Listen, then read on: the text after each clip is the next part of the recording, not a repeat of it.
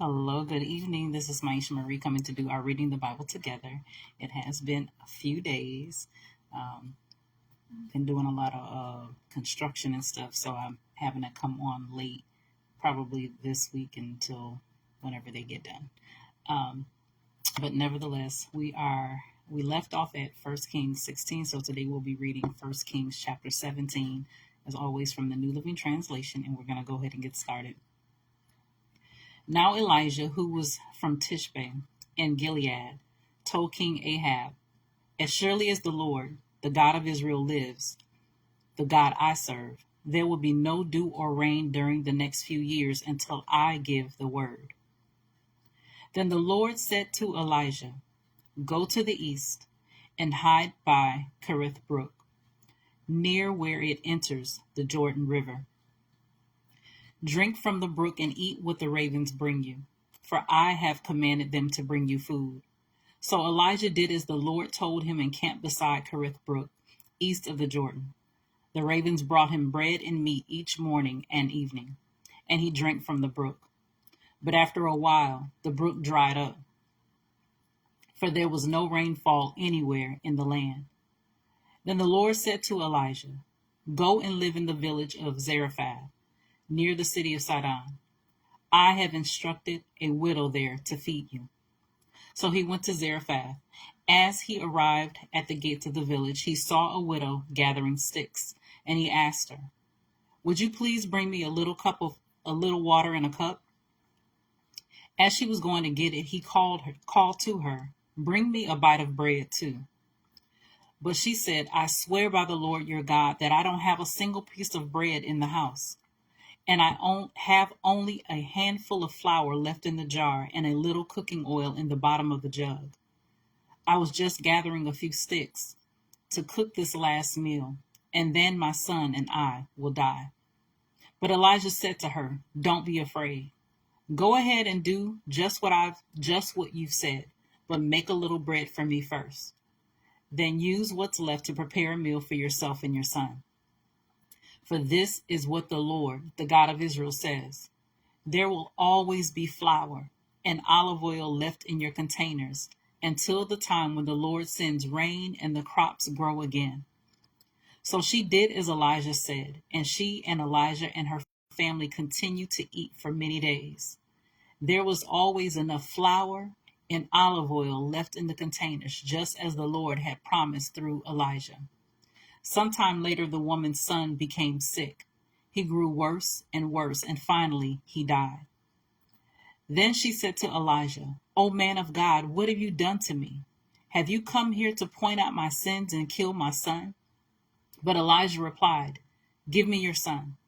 And he took the child's body from her arms, carried him up the stairs to the room where he was staying, and laid the body on his bed. Then Elijah cried out to the Lord, "O Lord, my God, why have you brought tragedy to this widow who has opened her home to me, causing her son to die?" And he stretched himself out over the child 3 times and cried out to the Lord, "O Lord, my God, please let this child's life return to him." The Lord heard Elijah's prayer, and the life of the child returned, and he revived. Then Elijah brought him down from the upper room and gave him to his mother. "Look," he said, "your son is alive." Then the woman told Elijah, "Now I know for sure that you are a man of God, and that the Lord truly speaks through you." I'm going to go ahead and read 1 Kings chapter 18 as well. Later on, in the 3rd year of the drought, the Lord said to Elijah, "Go and present yourself to King Ahab. Tell him that I will soon send rain." So Elijah went to appear before Ahab. Meanwhile, the famine had become very severe in Samaria. So Ahab summoned Obadiah, who was in charge of the palace. Obadiah was a devoted follower of the Lord. Once when Jezebel had tried to kill all the Lord's prophets, Obadiah had hidden 100 of them in 2 caves. He put 50 prophets in each cave and supplied them with food and water. Ahab said to Obadiah, "We must check every spring and valley in the land to see if we can find enough grass to save at least some of my horses and mules. So they divided the land between them. Ahab went one way by himself, and Obadiah went another way by himself. As Obadiah was walking along, he suddenly saw Elijah coming toward him. Obadiah recognized him at once and bowed low to the ground before him. "Is it really you, my lord, Elijah?" he asked. "Yes, it is," Elijah replied. "Now go and tell your master Elijah is here." "Oh, sir," Obadiah protested, "what harm have I done to you that you are sending me to my death at the hands of Ahab? For I swear by the Lord your God that the king has searched every nation and kingdom on earth from end to end to find you." And each time he was told, "Elijah isn't here." King Ahab forced the king of that nation to swear to the truth of his claim. "And now you say, 'Go and tell your master Elijah is here.' But as soon as I leave you, the Spirit of the Lord will carry you away to who knows where. When Ahab comes and cannot find you, he will kill me. Yet I have been a true servant of the Lord all my life. Has no one told you, my Lord, about the time when Jezebel was trying to kill the Lord's prophets? I hid 100 of them in 2 caves and supplied them with food and water. And now you say, 'Go and tell your master Elijah is here,' sir? If I do that, Ahab will certainly kill me." But Elijah said, "I swear by the Lord Almighty, in whose presence I stand, that I will present myself to Ahab this very day." So Obadiah went to tell Ahab that Elijah had come, and Ahab went out to meet Elijah. When Ahab saw him, he exclaimed, Is it really you, you troublemaker of Israel?" "I have made no trouble for Israel," Elijah replied. "You and your family are the troublemakers, for you have refused to obey the commands of the Lord and have worshipped the images of Baal instead. Now summon all Israel to join me at Mount Carmel, along with the 450 prophets of Baal and the 400 prophets of Asherah, who are supported by Jezebel." So Ahab summoned all the people of Israel and the prophets to Mount Carmel. Then Elijah stood in front of them and said, "How much longer will you waver, hobbling between 2 opinions? If the Lord is God, follow him. But if Baal is God, then follow him." But the people were completely silent. Then Elijah said to them, "I am the only prophet of the Lord who is left, but Baal has 450 prophets. Now bring 2 bulls. The prophets of Baal may choose whichever one they wish and cut it into pieces and lay it on the wood of the altar, but without setting fire to it. I will prepare the other bull and lay it on the wood on the altar, but not set fire to it. Then call on the name of your God, and I will call on the name of the Lord. The God who answers by setting fire to the wood is the true God." And all the people agreed.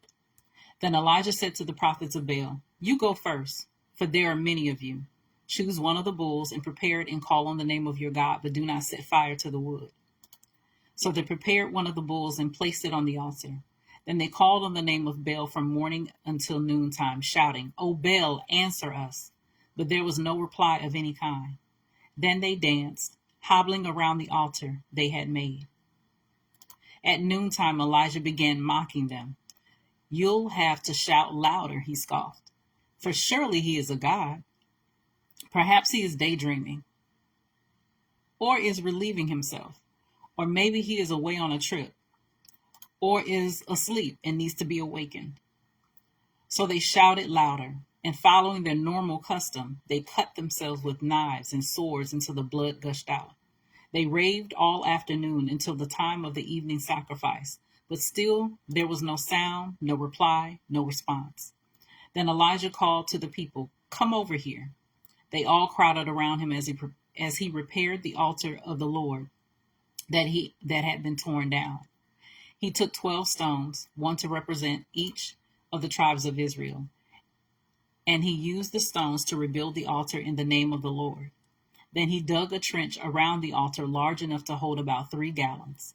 He piled wood on the altar, cut the bull into pieces, and laid the pieces on the wood. Then he said, "Fill 4 large jars with water and pour the water over the offering and the wood." After they had done this, he said, "Do the same thing again." And when they were finished, he said, "Now do it a third time." So they did as he said, and the water ran around the altar and even filled the trench. At the usual time for offering the evening sacrifice, Elijah the prophet walked up to the altar and prayed, "O Lord, God of Abraham, Isaac, and Jacob, prove today that you are God in Israel, and that I am your servant. Prove that I have done all this at your command. O Lord, answer me. Answer me so these people will know that you, O Lord, are God, and that you have brought them back to yourself." Immediately the fire of the Lord flashed down from heaven and burned up the young bull, the wood, the stones, and the dust. It even licked up all the water in the trench. And when all the people saw it, they fell face down on the ground and cried out, "The Lord, he is God. Yes, the Lord is God." Then Elijah commanded, "Seize all the prophets of Baal. Don't let a single one escape." So the people seized them all, and Elijah took them down to Kishon Valley and killed them there. Then Elijah said to Ahab, "Go get something to eat and drink, for I hear a mighty rainstorm coming." So Ahab went to eat and drink, but Elijah climbed to the top of Mount Carmel, bowed low to the ground, and prayed with his face between his knees. Then he said to his servant, "Go and look out toward the sea." The servant went and looked, then returned to Elijah and said, "I didn't see anything." 7 times Elijah told him to go and look. Finally, the 7th time, his servant told him, "I saw a little cloud about the size of a man's hand rising from the sea."